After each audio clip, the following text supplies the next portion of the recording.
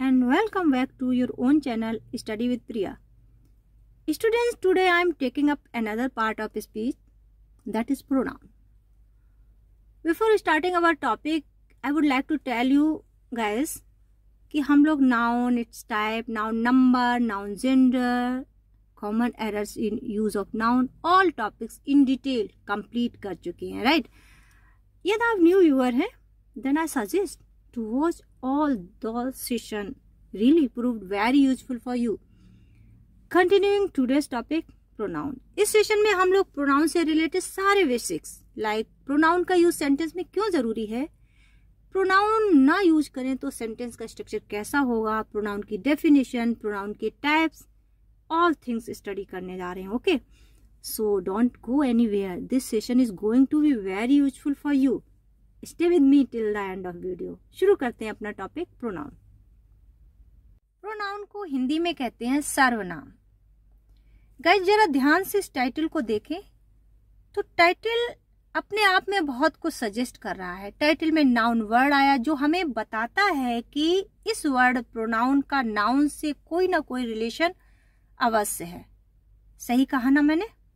I hope आप सब agree कर रहे होंगे.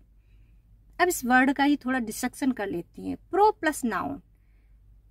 प्रो नाउन मीन्स नाउन के लिए, यानी नाउन की जगह पर, यानी नाउन के स्थान पर. प्रोनाउन वे शब्द हैं, आप कह सकते हैं कि प्रोनाउन वे शब्द हैं जो नाउन के लिए हैं, यानी नाउन की जगह पर या नाउन के स्थान पर यूज होते हैं.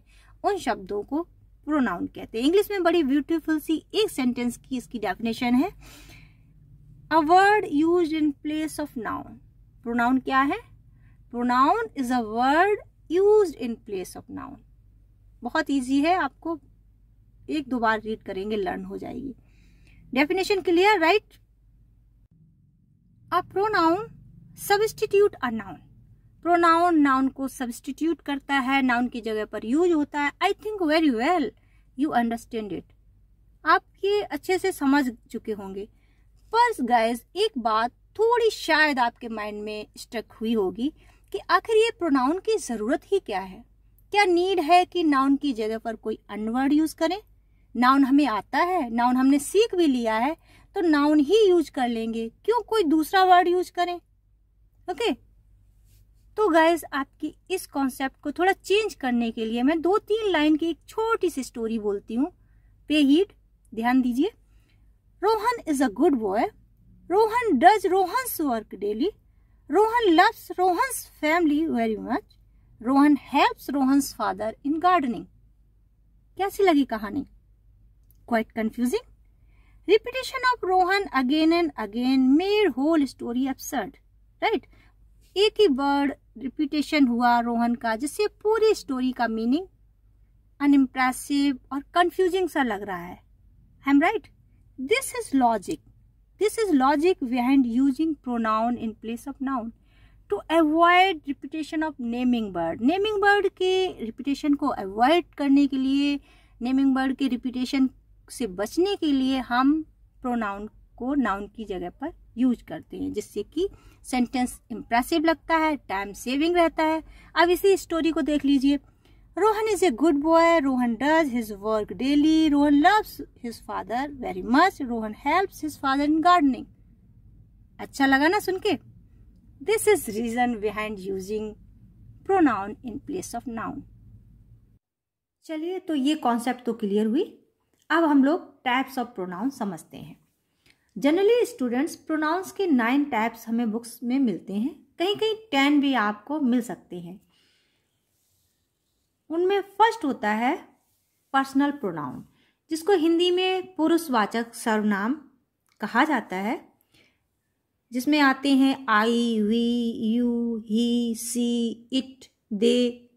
These all are personal pronouns because they all stand for the 3 persons. 3 person के लिए होते हैं. अभी 3 पर्सन क्या होते हैं?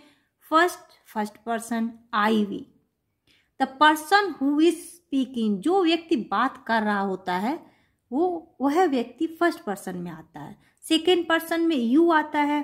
द पर्सन स्पोकन टू, जिस व्यक्ति से बात की जा रही होती है वह पर्सन सेकेंड पर्सन में आता है. नेक्स्ट थर्ड पर्सन में आते हैं he, she, it, they. The person spoken of, जिस पर्सन के बारे में बात की जा रही होती है वो है पर्सन, थर्ड पर्सन में आता है। इस तरह से ये 3 पर्सन होते हैं। Next one, reflexive pronoun. Reflexive pronoun जिसको हिंदी में निजवाचक सर्वनाम कहते हैं, it refers back to the subject of a sentence. It means subject कोई एक्शन करता है तो उसका रिएक्शन भी सब्जेक्ट के ऊपर ही होगा। For example, he will do it himself, या फिर I will do it my self. Reflexive pronoun normally singular के साथ SELF सेल्फ और प्लूरल के साथ SELVES ऐड करके क्रिएट किया जाता है। अनदर वन, एम्फेटिक प्रोनाउन, जिसे इंटेंसिव प्रोनाउन भी कहा जाता है, हिंदी में जिसे दृढ़ता सूचक सर्वनाम कहते हैं। एम्फेटिक प्रोनाउन एम्फेसाइज करने के लिए, जोर देने के लिए यूज किया जाता है। इसके अंतर्गत रिफ्लेक्सिव प्रोनाउन की कैटेगरी ही आती है, पर उसका यूज का तरीका थोड़ा डिफरेंट होता है। For example, I will do it my self, यहाँ पर रिफ्लेक्सिव प्रोनाउन है, लेकिन आई माई सेल्फ डू इट तो यहाँ पर एम्फेटिक प्रोनाउन है। ध्यान रखिएगा, always keep in your mind कि जब सब्जेक्ट के जस्ट बाद my self, her self, our self use हो तो वह एम्फेटिक प्रोनाउन के अंतर्गत आएगा। नेक्स्ट वन, रेसिप्रोकल प्रोनाउन, जिसको हिंदी में परस्परवाचक सर्वनाम कहा जाता है। जो प्रोनाउन 2 प्रोनाउंस से मिलकर बने वह परस्पर संबंध व्यक्त करें तो वह प्रोनाउन रेसिप्रोकल प्रोनाउन कहलाता है। Like each other, one another. Okay, another pronoun is demonstrative pronoun, जिसको हिंदी में संकेतवाचक सर्वनाम कहते हैं। This pronoun points out a pronoun and also shows the specific distance of the object. This, that, these, those, ये word demonstrative pronoun के अंतर्गत आते हैं। दिस को कोई थिंग जब हमारे नियर होती है दिस यूज करते हैं ना, और कोई हमसे दूर होती है तो उसको इंडिकेट करने के लिए, उसको पॉइंट करने के लिए दैट का प्रयोग करते हैं। उसी तरह से प्लूरल में दीज पास की थिंग के लिए और दोस दूर की थिंग के लिए यूज किया जाता है। Taking another one, interrogative pronoun. Interrogative pronoun Hindi में प्रश्नवाचक सर्वनाम, use to ask a question, the answer of which is definitely a noun a pronoun. प्रश्न पूछने के लिए इंटेरोगेटिव प्रोनाउन का यूज किया जाता है। और व्हाट, विच, हु, हुज, ये वर्ड इंटेरोगेटिव प्रोनाउन के अंतर्गत आते हैं। जैसे what is your name, which is your pen, whose is this book. Okay, next one is indefinite pronoun, Hindi में कहते हैं अनिश्चयवाचक सर्वनाम। This pronoun is used in general way, it is not used for specific thing और particular person. आप कह सकते हैं नॉट फिक्स। इसके अंतर्गत आते हैं everyone, everything, everybody, someone, something, somebody, या फिर anyone, anybody, anything, all, none, some. ये सारे वर्ड्स इस प्रोनाउन के अंतर्गत आ जाते हैं।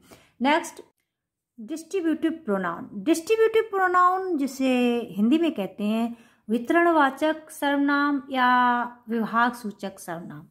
It refers to the person or things one at a time.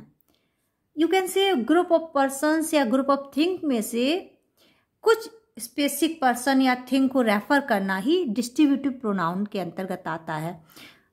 One thing, important thing, they are always singular. Keep in your mind, हमेशा ये singular होते हैं और ये होते हैं जैसे neither, either, each, none. Okay, last one, relative pronoun, जिसे हिंदी में संबंधवाचक सर्वनाम कहा जाता है। रिलेटिव प्रोनाउन वे वर्ड होते हैं जो पहले यूज किए गए नाउन या प्रोनाउन को रेफर करने के लिए यूज किए जाते हैं। रिलेटिव प्रोनाउन 2 सेंटेंसेस को ज्वाइन करने के लिए भी यूज किए जाते हैं। ओके, जैसे हु, व्हाट, दैट, विच, ये सारे वर्ड रिलेटिव प्रोनाउन की तरह यूज होते हैं। So guys, that's all for today. One thing, types of pronoun एक काफ़ी ब्रॉड टॉपिक है, काफ़ी वेरिएशन है इसमें। यहाँ पर मैंने अभी जस्ट शॉर्ट नोट में आपको एक लाइट सी ग्लिम्पिस देने की कोशिश की है, एक अंडरस्टैंडिंग डेवलप करने की कोशिश की है। इन अदर पार्ट्स में इसको डिटेल में हम लाएंगे, क्योंकि डिटेल में स्टडी करना बहुत ज़रूरी है। कंपटीशन लेवल पर क्वेश्चन वहीं से बनते हैं, राइट? आज के लिए इतना ही। Okay, so be healthy, be happy, keep on smiling. We will see you soon in the next video.